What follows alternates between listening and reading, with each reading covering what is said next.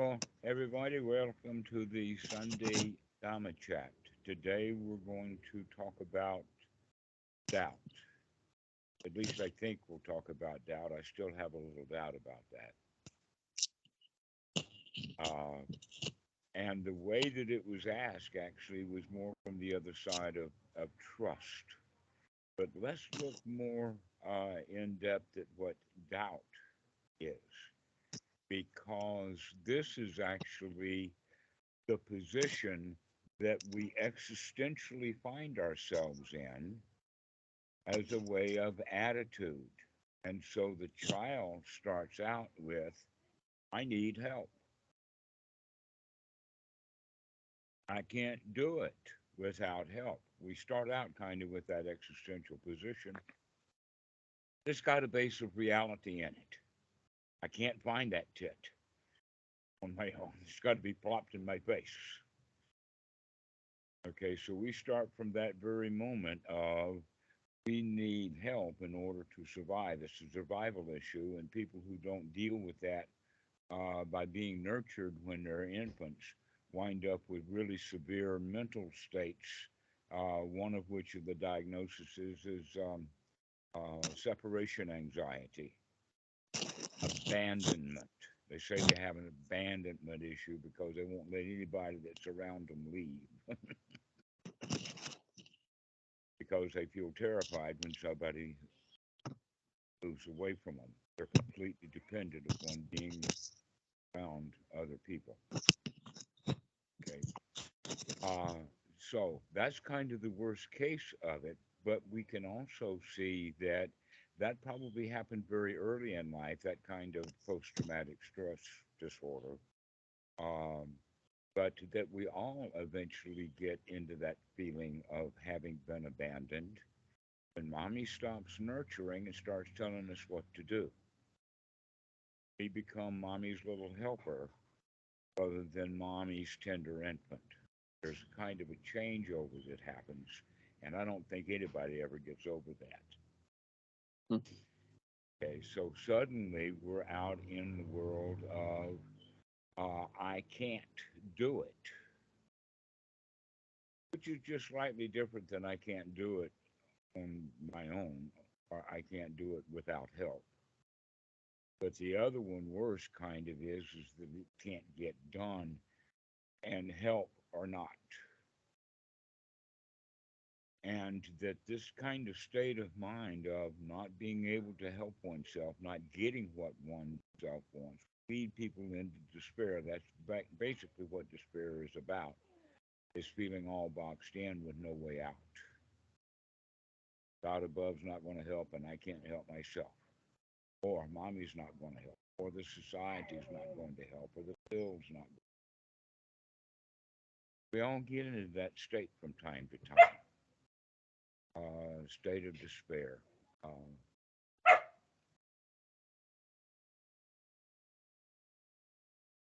got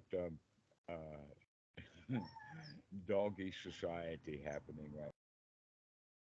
Two big dogs are blocking the door and the little in. But here comes the magic human to straighten it out.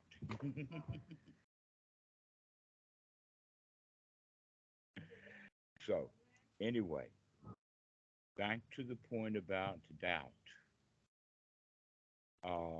And that is that we start off in this existential position of being a failure. And we're either a complete failure or we're a failure unless we get somebody to fix it for us. We need grace. We need mercy. We need salvation. We need something to help us out. We need a card up the sleeve. We need a tricky way out, something that we could do and get away with it, to cheat, to hide in a baggage car or something like this. This is the kind of mentality that we develop of trying to get along when we think that we can't get society. So actually, that means then that this is of actual the practice that we have to move through is to move out of this state of doubt about who can I get to help me. That in fact, that's one of the first hurdles that everybody has that they call religious, because they're looking for someone to help them out of the misery and suffering that they've gotten themselves into. And so we have to get out of that into the state of now I can't get any help. There's no one to help me. Can I do it myself? Am I capable of doing it? That's what really we're getting into with Anapanasati, is beginning to get the sense of success over and over and over again, because look how much doubt that we've been going through. It's kind of filled up our bucket. So we have to kind of grind this in of getting into the state of knowing, wait a minute, I can do this. I can grow up and be a human and be a full adult and get along in the world, not just getting by, but one of the winners here. This is part of the reason that the Buddha was known as um, a lion or a bull. Okay. Guys that knew what they were talking about and got their way from, in a way, not just sheer force of knowledge, but sheer force of personality and just there it is kind of thing. And when you associate with those, you become like them. That there's a fire that goes off. That when you recognize that they've got it, they can do it, so can you. That's the spark, okay? And we have to keep practicing that first three things over and over and over again. And that is that we got to get the sati. We got to remember to keep practicing. Keep remembering to do this over and over and over again. Keep remembering to look at what you're doing. Look at whether or not you're creating a victimhood for yourself. Look at the kind of language that you use. Look at the words like long and tired and heavy and work. Try. Start looking at how we put words together when we're speaking and thinking to ourselves that already are loaded with victimhood. So we begin to change our language intentionally out of being the victim that is suffering because he can't get what he wants into being the lion who is quite satisfied with the way things are right now. And the situation can be exactly the same. Difference is our attitude, and that's what needs to be changed. And in fact, none of us are, let us say, so messed up that we get locked up. We're all out there capable of living our lives in society. So the question would then be, well, why can't we go live that life as if we own the darn thing? Because you do. Not a victim. You're the champion here. One of the ways that we talk about it is that everyone, each and every one of them, even the ones who were really messed up, every one of us is an emperor of our own personal pile of dirt. We all own our own dirt. And that's what we've gotten. You're the emperor of that pile of dirt. The question is, are you going to be buried under your pile of dirt? Are you going to be scrambling your way out of that pile of dirt? Or are you going to sit on top of your own world? It's a matter of an attitude. Now, the best and interesting part is that dirt, what is that? That's the past. And so if you let the past define you, then you're giving away your own power.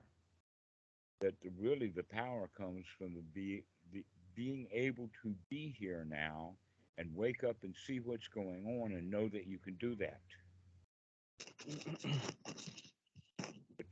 To trust that you can see what's going on right now and get a big load out of it. And that you can do that next time. You can do that again. Then you get the attitude of no matter what happens, I can take care of it happily. Doesn't matter. I can get arrested and joke with the cops. A little tighter, please.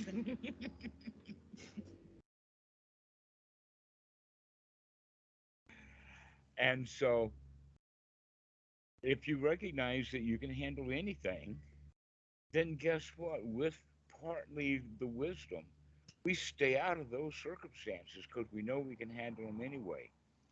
There's actually a kind of a law, kind of a secret law because it's kind of hard to understand. But we manifest the things that we think about. So if you're afraid of something, you're going to bring it to you. Okay, so since I don't think about cops handcuffing me, the likelihood of that happening is very low. Especially since I live in a country where cops don't carry handcuffs. And so I would have to invent the handcuffs in order for that to happen, you see. And we can recognize that that's the case. Now, there's something really important that got hidden away in the verbiage that I was just giving, and that is that you come to a state that you know, no matter how obstructed with hindrances your mind gets, you can throw that stuff out and come back to this present moment and see the truth and reality of the way things are right now. That's the first part of the paragraph. It's in the Majjhima Nikaya 48, the Sambhians. The next part of the path, the statement or the paragraph is that one who knows, that's the first step, that's the first knowledge into nobility. And it is super mundane. The knowledge that you can sit on top of your own pile of dirt anytime you think that you're capable of doing that. Okay? It is super mundane in that way, above the world, on top of the world. It is a factor of the path. And it is noble. It's noble minded to know that you can handle anything. You can handle a bar fight if you know where the back door is. Okay? So you can handle anything. That's the attitude. And here's the important point about it is that it's not, this attitude is not held by ordinary people. The vast majority of people do not think at the bottom and depths of their heart that they can handle everything. They always feel, going back to the bottom line, is that we're a victim. And things are hard. Got to work hard. Got to play hard. Hard work here. Really work. Yeah. And so this is part of the society. If you actually know that you can handle anything quickly, easily, and enjoyably, then all of the work out of life. This is why it's referred to as the job that needed to be done has been done. What was the job that needed to be done is getting out of the obstructions. Okay? So, or the hindrances, and this sutta is actually called obstructions. But this is just the first knowledge, but it is hardcore number one item that a student must learn through practice of anapanasati is get yourself to the state that you know that, wow, not only this is hot diggity dog good, but I can do this every time. That's partly what makes it so hot diggity dog good, is you know you've got it now. You've got it. You can handle it. That word is the sammā sankappa, that first knowledge. Knowledge that you can fix your mind. That you can, this time, at least this time, I can walk across that gravel road barefoot. I will get to the other side. That's just an example. Been there, done that one. And pretty soon after the Bendabat, I began to like going barefoot. That's one of the reasons I don't want to go to town. I go to town about now down about once every 3 months. I do at least put on some slippers and a shirt because I got to. Can't get out of the house without it. But that's the only time that I wear it. So I can go about 3 months and wear the shoes for about 3 hours, about an hour a month. But it was a training for a while. Now it's just that's the way the feet work.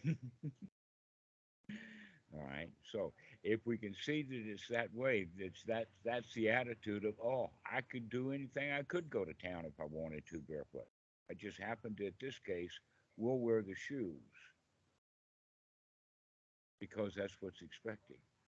I find it really funny to put on the shoes, walk across the street, and then take the shoes off when we go into the bank,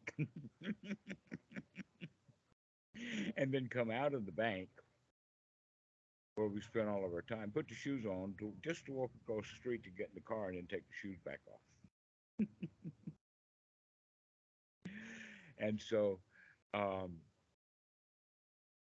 the point of that is the that it's a joke, that it can be played with, that I've got this wired, that there's no issue here other than the issue that this is just an old toy or a new toy to play with. That's that attitude. I can handle it. Do it. That's the sammā sankappa. The other word in Pali is the word shraddha. And the word shraddha actually has been so royally and grossly mistranslated that I think that it was translated badly for a very long time. Even Thai monks tend to not understand it. But the wrong translation is faith. Now, what faith is taking something that we didn't have good evidence for and take it in as, let us say, an unfounded belief. We've been doing that our whole lives. We've been taking a lot of stuff on faith. Most of the stuff that we learned from our parents, we just took it on faith. We didn't know that we valued all that stuff. And so now we don't take it on faith. We investigate instead. So this concept of the shraddha is not a faith, it's actual confidence. But that confidence still has to be weighed with or balanced with several other things, including you keep investigating. Once you get that whole system going, that you got to have the sati that's balanced with the investigation, which balanced with the very little right effort that's needed anymore because we've got this very heavy, weighty sammā sankappa sitting there for us. Okay, and so that stuff, when we add confidence to it, that balances and rounds things out so that we can have a very joyous, happy life every time we remember that, hey, we could do that right now if we just remember to. And one of the back to that statement of this is the first knowledge that is noble. What that actually means is the Buddha here is defining the first step of Sotapanna. This is the first knowledge step to the path, the noble path. So I thought that I would fill that little detail in there for you because that's actually quite profound. That if you're going into becoming a Sotapanna, the first thing that you got to get is a pocket full of confidence, and that can be handed over to you by your teacher a handful at a time. But in fact, one of the ways that that happens is that they put the younger monks on the spot. They do that actually as a formality in the Mahayana, the Vajrayana traditions of Tibet, is they have set arguments that they go through, whatnot like that. And you got to kind of know what you're doing there, and so that kind of builds confidence. There's other things like putting on a robe and drying it out. And if you're in Tibet in the wintertime, that can be quite a trip. But we do it in Thailand all the time. Put the clothes wet. I mean, what else are you going to do? Hide in the woods until they dry? Why do that? Put them on wet. Um, so this is another one that happened was is that I was asked to assist Bhikkhu Buddhadasa in a talk. And he got just a little part of it started in Pali or in Thai, let us say his Thailish, and asked me to take it from there. And so it was about the Four Noble. So I introduced the Four Noble Truths instead of just that and the other about it. And then go back to him. And he says, no, you take it from here. He put me on the spot. I wasn't even a monk yet. He had me teaching right in front of him. Now, you're either going to grow some balls right then and there or what? Do you have the idea? Yeah, I can do that. Yeah, I know that I can do that. He thinks I can do it. I'm not going to fall on my face. Look, he's not my judge. He's my teacher. He's my master. He's putting me up to it. And that happens actually in universities. It happens in business.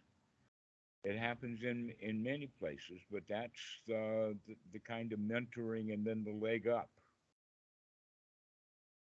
that we wouldn't do for ourselves. In fact, when guys just say, "Oh, well, I'm good enough to go be a meditation teacher. Let me go charge $500 an hour for it," then uh, that's not an easy way to get that kind of confidence because he doesn't have much backup. So that's part of the quality that I'm talking about is that I feel fairly comfortable that Achan Po would say yes to and agree to anything that I would say because I've done it before. And that makes me feel really good that I've got that backup. Even though it's mental in my mind, it's that solid foundation. I've got it. I've got it backed up through Achan Po and through Dasa, right back into the hierarchy in Thailand, all the way back to the Buddha. This tradition has been alive. Part of it is a little bit of baptism in fire.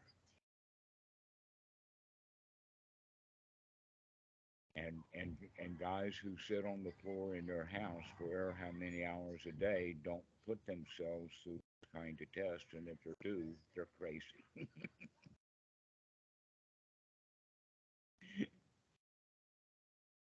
Actually, if we could take a side note on that, just to make the point, have you ever heard of ayahuasca and peyote ceremonies?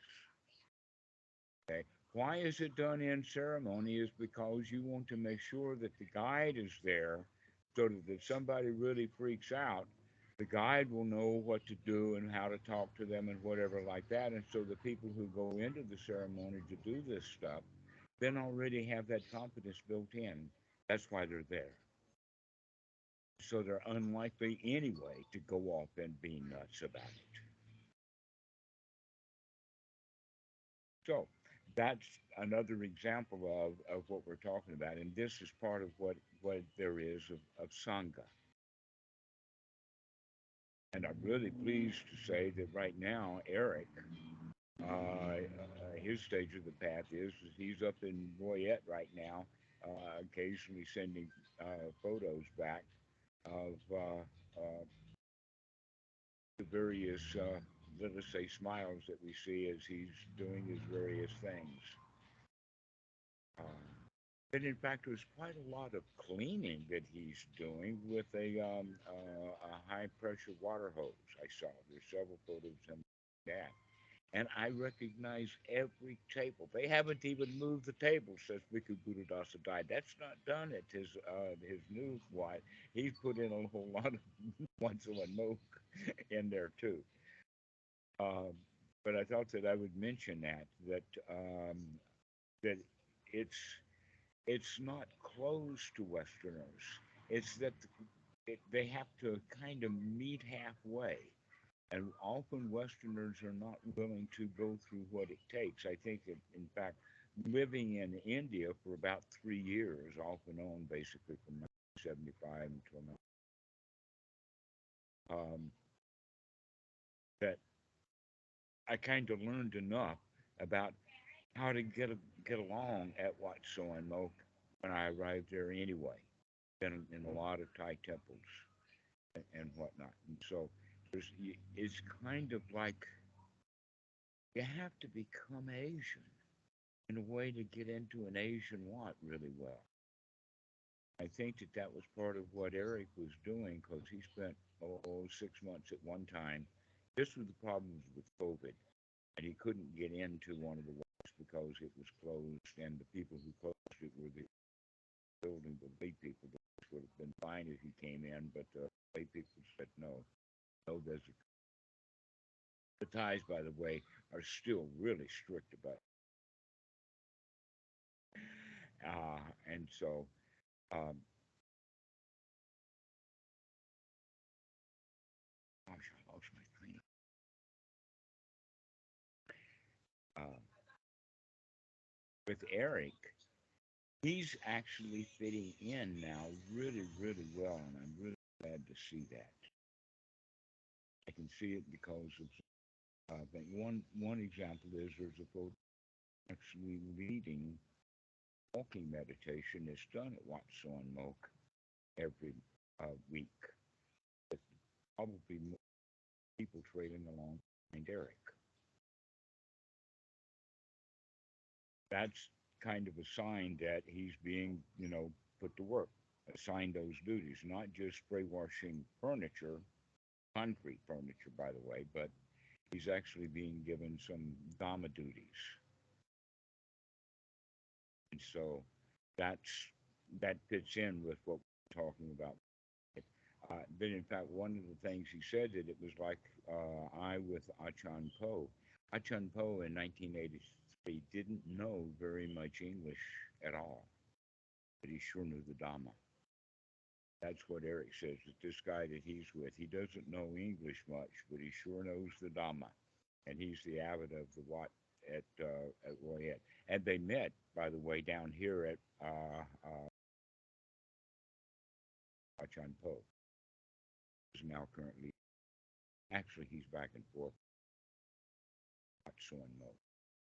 So Achan Po is now 83, no 93, and he is still the abbot of Wat Suan Mo, though most of the actual abbot duties are done. You know. uh, so it really feels comfortable to have that lineage, to know that you're part of that group, and also from my mother's perspective, the highest quality of human beings on the planet Earth. That we live up to the standards that any religion tries and fails to live up to, because we can help each other do it rather than fuss at each other when we fail. That's actually a key quality. That's a really key quality that we're open and confess our own problems, and when we get into trouble, get a whole raft of it back. In the sense of it, on one occasion, I criticized one of my fellow American monks at Wat Suan Mo. He didn't know how to meditate. Well, he just arrived at the Wat from a employed as a Peace Corps volunteer at a refugee camp that was breaking up at the time. And so he heard about Bhikkhu Buddha way up there and he came down here. So it was really unfair for me, who had been practicing meditation in what, 10 years, That's really, really interesting. Like a 2-year-old dog just tears into a brand new baby puppy for no reason at all. And that's how I feel about it now. But then it felt good. I'm better than he is because I can meditate and he can't. Ha ha.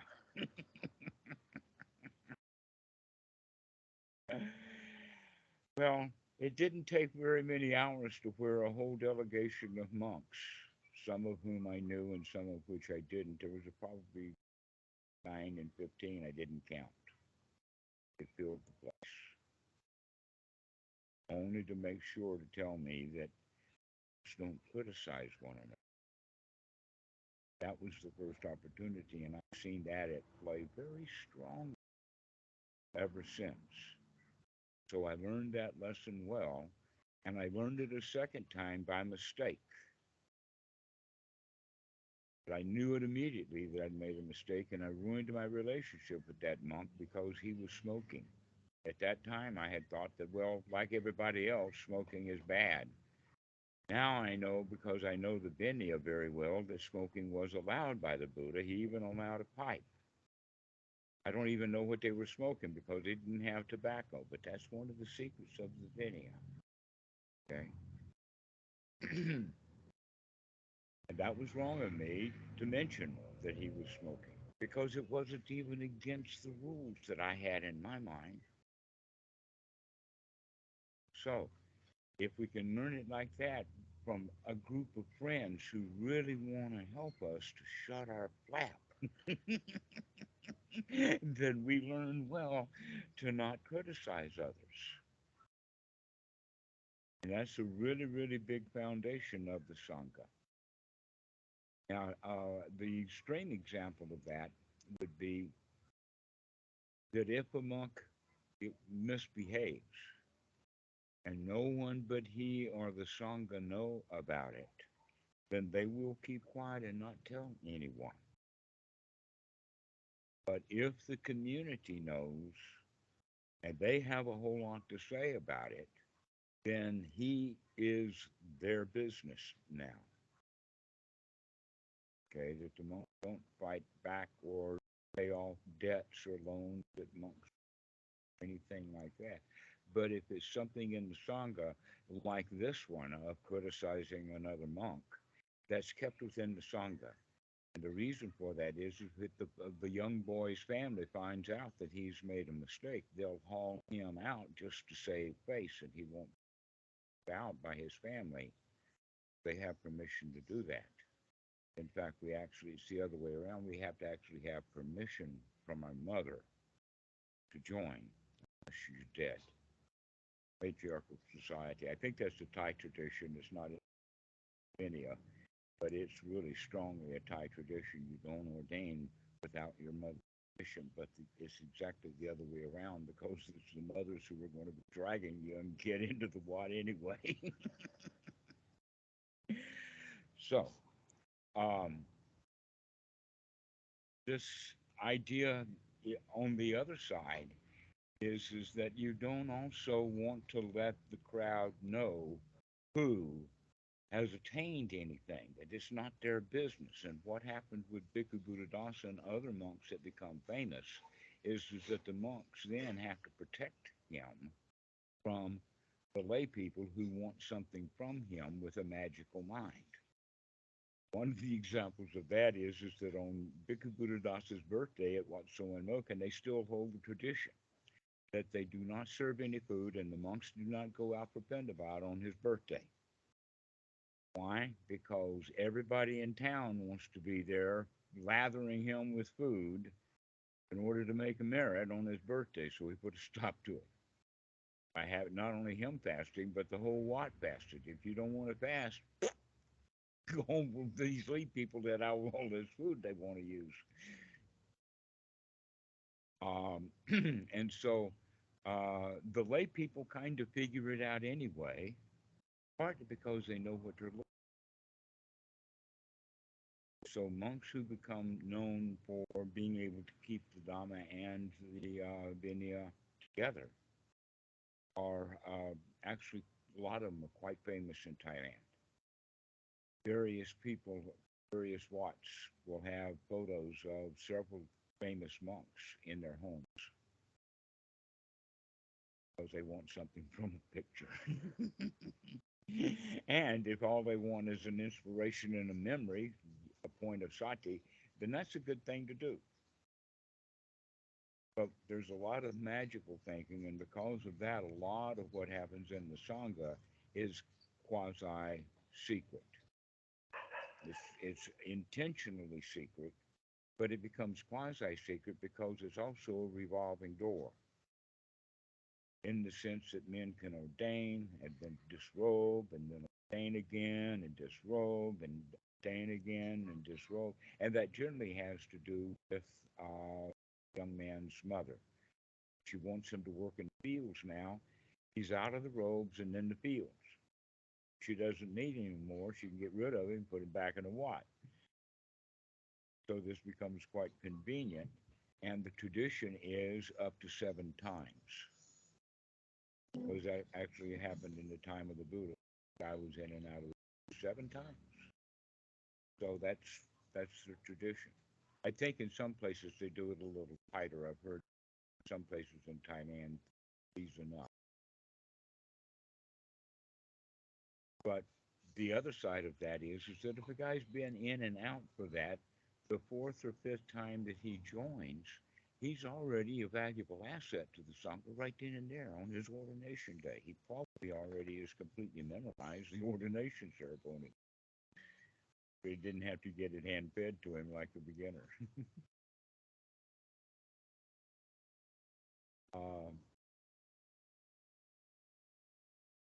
I think that we've been dancing around that issue of you were talking about in the first place, and that is that we've got to find a way of trusting that everything's going to work out just fine. And all I have to do to bring that about is watch what's going on, take note of it, and stay out of the way of the slings and arrows of outrageous fortune. Stay out of it. Okay. And the first place to learn how to stay out of it is by staying out of the fights that we have between our ears. Just to come out of it and just come back to the state of peace. Practice that over and over and over again. I can do this. I can do this. This is a good breath. Over and over again, we come back. And slowly, slowly, like a drop in a bucket, it begins to fill up that confidence. I can do this. I am one of the world. I see myself in a way as worth. I can do this.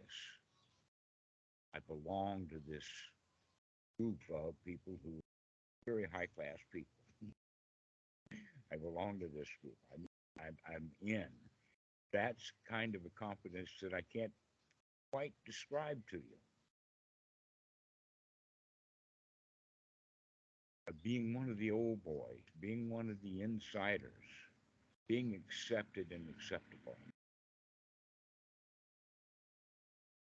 Know that you are, that you earned it. But if you earn, actually, you just earned what you needed to earn by stopping, needed to be stopped.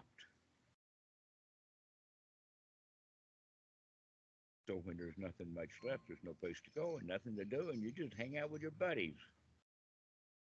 That's all there is to it.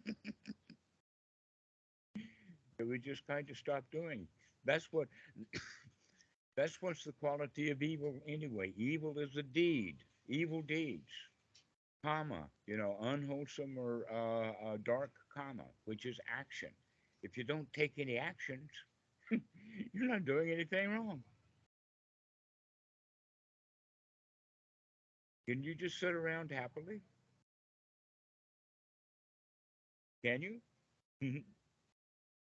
How about you, Veda? Can you just sit around happily? Is it easier to do when you're sitting around with others who are sitting around happily? Can you hear me? Yes, I can hear you. Okay. Of course.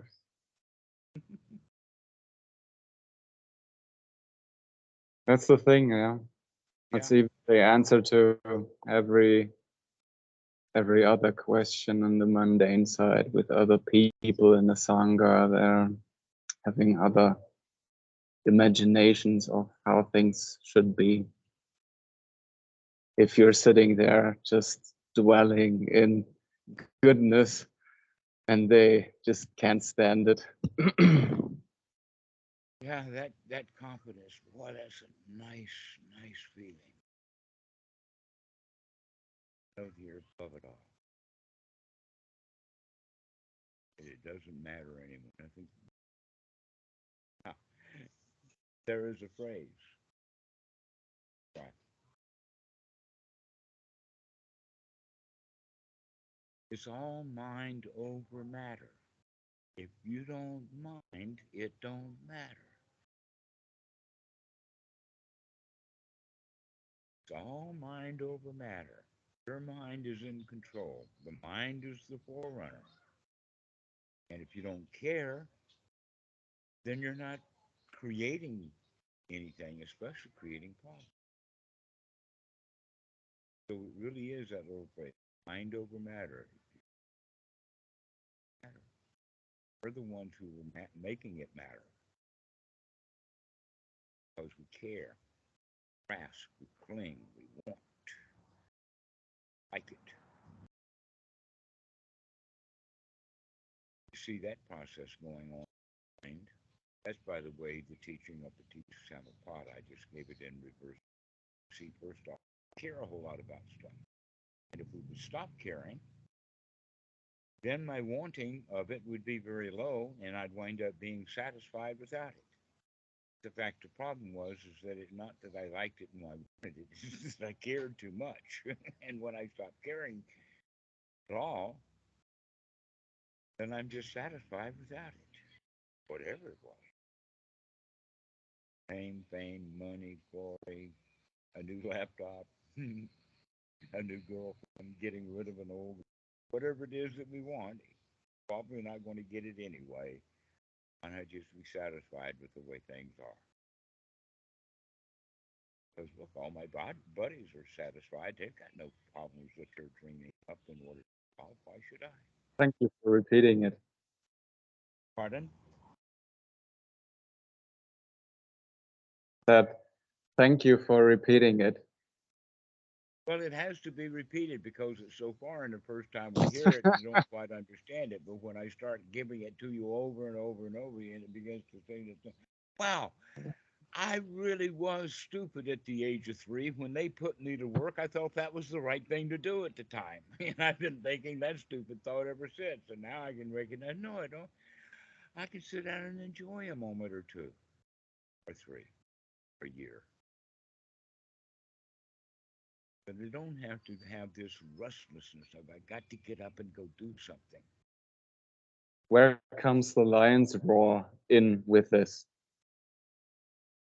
Say again? Where comes the lion's roar in with this topic? The lion's roar comes in when we keep recognizing that we can do it. We can throw this thought out of the mind. We can clean up our act right now. I can get out of it. I don't have to get stuck into it over and over and go again. That's what most people are worried about. In fact, I hear it still on Skype of, oh, poor me, I keep having these thoughts. How do I get rid of these thoughts? And that's the way to do it, is to stop having the thought, how do I get rid of these thoughts? And say, hi, thought. I see you before. Here, sit down beside me and let's do nothing for a little while. But no, we're constantly in a conflict within our own minds. The answer to that is come out of the conflict and sit down and enjoy it often enough that you can begin to recognize that you can sit down and enjoy it anytime you wanted to. In the beginning, it was a training. A way to think about it is music. Okay? Music is that you have to train. You have to practice that violin. You have to practice that piano over and over and over again. And the kids who wind up being really good at the piano is the one who enjoys his practice. But the kid who is practicing only because mommy told him to practice is probably going to be quitting piano lessons within a couple of years. and too soon, or too soon for mom and not soon enough for him. Okay, but if he's enjoying the piano, then he might become a real pianist. So once he becomes a pianist, part of the pianist process is to do recitals, getting thrown in the fire once or twice a year, having to perform in public. Eric, we'll see you later. Okay, so just as so, then, when we first start performing in public, it is a performance. But if you've performed now over and over and over again, let us even say the same simple song, you know it so well that now it's really playful. You can play all over with it. Okay, so this issue of practice, performance, and play, that you could see that one of the reasons why so many professional musicians are in fact so loved is because they're not performing music anymore. They're playing it. They're having a ball with it. They're dancing and jumping all over the stage with delight with their music. Okay? And you can learn to do that with your life. You have to learn to play with it. It's a toy to play with, but you got to learn how to play with it. That's first the practice. We have to keep practicing over again. And then after we're skilled, we know that we're capable of performing in public. We can do it. We got that thing. Okay? And then after that stage comes the playful part, is when it's so in there, so rehearsed and so practiced that your natural state of being is going to be joyful. Yeah, go ahead. Can I ask a specific question? Certainly. So, because I see that the happiness of being around other practitioners is something that is something by itself, and it's beneficiary for the overall practice. I go to a place where people are that are practicing more of the Mahayana, I guess, Tibetan way, and it's drenched in magical thinking and in so much clinging and so much unsatisfactoriness because of it, that it starts to influence certain parts of mood that are coming up for me. All of those people, though, are there for the same reason that you are. The question is, are there other people there that they come to see? Who are the nobles? Who's the abbot of this place? Don't judge a place by the commoners that you see so that are so commonly. It's like don't look at the 99 sheep that are dirty. Go find where's the clean one. There's got to be a clean one there someplace. Otherwise, the dirty ones wouldn't be there, walking around.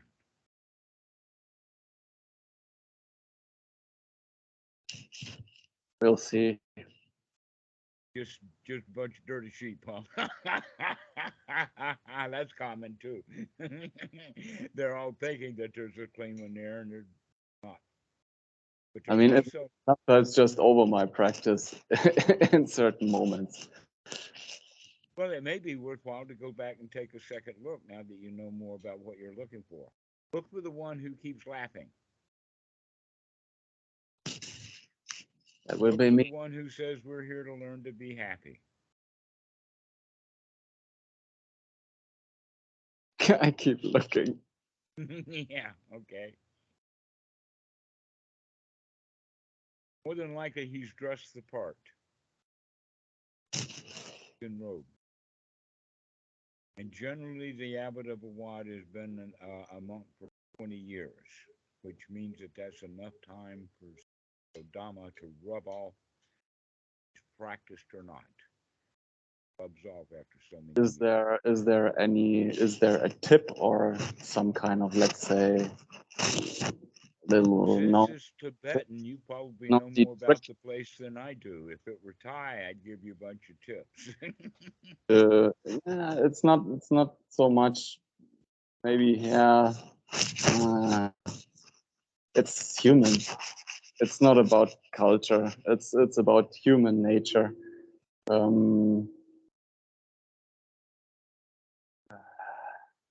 Every society is crazy, and every other society knows it. Mm. Yeah, the finger is always pointing. Every religion is crazy, and all the religions but that one know it. Mm.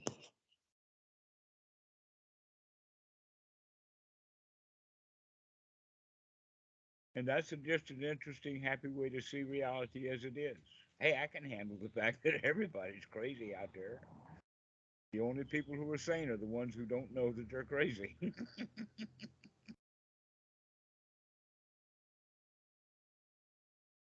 Me too. I'm crazy. At least I know it and happy about it.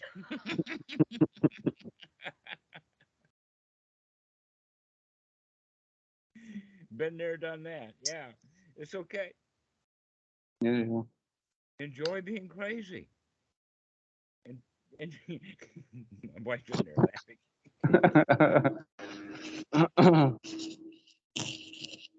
In fact, here at the house we have a game.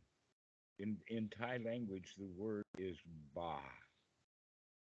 Okay, and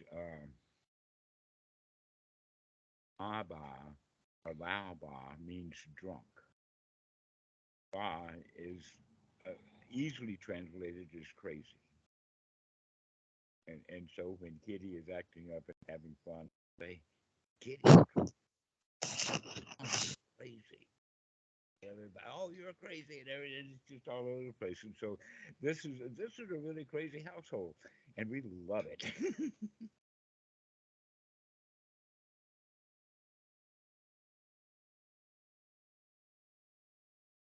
So that's the whole idea. It's not that we could hide from the craziness and say, oh, everything is okay, there's no problem here, while we're lying to ourselves and we know it. The answer is to be joyfully aware of what you're doing, knowing that that's your choice. Yeah. Want to do something different, you can do it different because you have that choice. And that's power. That's real power. Much different than the power that people have, like throwing laser buds at each other or what they do in the. But that's kind of a child's mentality of power is active strength or kinetic energy.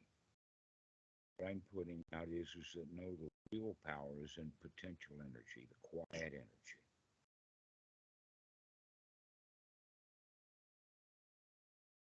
That energy is the energy of knowing. You could get noisy if you want to, when you choose not.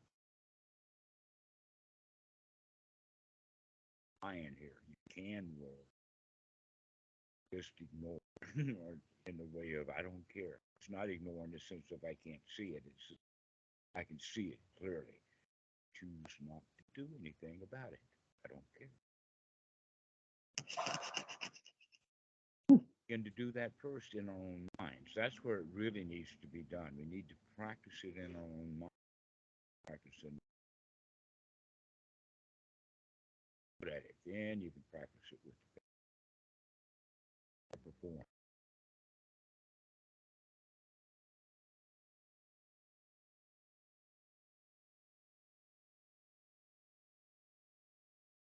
So, in fact, that's the whole point about the teaching of the Buddha. It's all about friendship. See what's clearly there, accept it as it is, and refine it and change it. Yeah, the refining part. Purification process, but you Yeah. got to start with what's there. Being very, very clear and delicate with it in the way it needs to be dealt with. As if it were dealing with a tender infant. Didn't grow up first time right. Got to give it a second chance. Starting with tenderhearted. Got to care for yourself. So much violence going on. It's really And when we taking. get ourselves in that state, then we can do that with others, and we can nurture others. Each other to smile and giggle.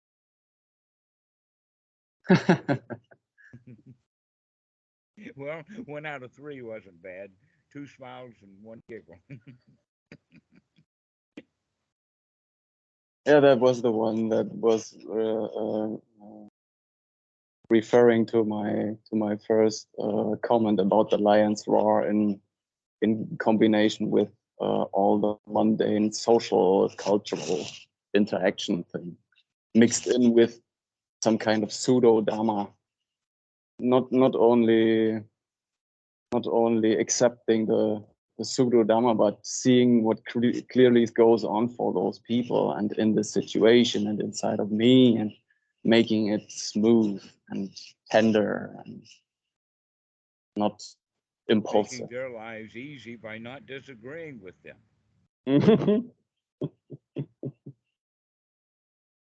That would be worthy of getting shot.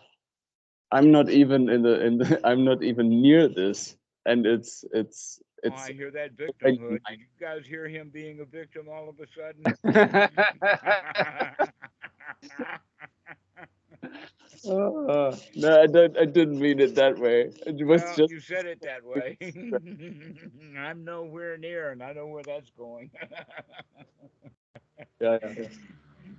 And I thought I'd pick you up and dust you off and say, "Hey, man, you can. Remember, you can do this. You're worthy. You're on top of your own world. Of course. You're not far enough away from anything. The door to paradise is right in bloody front of you.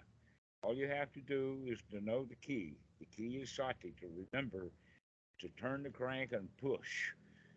Yeah. Take a look at what's going on, turn that crank and push that door open. That's the right effort, and right into paradise you go. Yep. Close, it's close by.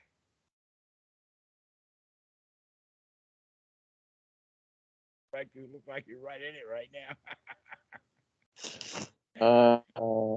I always think about Angulimala in this situation. It's like, I already stopped. When the Buddha says, I have stopped, you stop too. Right.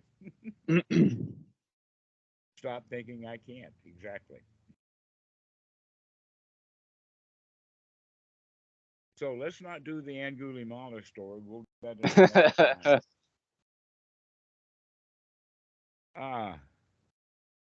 Yasin, do you have anything to say? You've been over there smiling happily. Not much to say. I'm enjoying the conversation. Tina, what about you? I think it was beautiful. I think it was beautiful the way it worked out, and you being around lions who are noble, able to nurture you by a lion. How beautiful is that? As an example. That's really well and said. I really like it. And then becoming the lion yourself, even by being thrown in front of the lions by lions. Wow. That's a way to grow confidence. I get it. I'm glad you got it. That's great. Keep remembering this. Practice it well. Yeah. Okay, guys. Well, thanks so much. This has been a really great talk. Thank you, guys. Thank you. Thank you. Bye-bye. Bye. Bye-bye.